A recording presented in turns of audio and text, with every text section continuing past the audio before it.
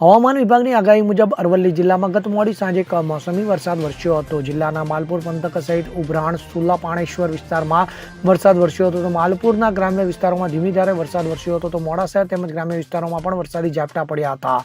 તો મોડાસાના ટીટોઈ, ઈસરોલ સહિત ગ્રામ્ય વિસ્તારમાં વરસાદી ઝાપટા પડ્યા હતા. જ્યારે ભિલોડા તાલુકાના સુનોક, વંચેરા, કંપામાં પણ વરસાદી ઝાપટું પડતા ઘઉં, ચણા, જીરું, બટાકા, રાયડાના પાકમાં નુકસાની સર્જાવાની ભીતિથી ખેડૂતોમાં ચિંતાનો માહોલ જોવા મળી આવ્યો હતો.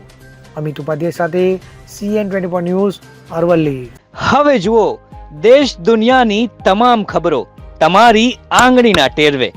ઉઠાવો મોબાઈલ અને Google Play Store પરથી ડાઉનલોડ કરો અમારી CN24 ન્યૂઝ મોબાઈલ એપ.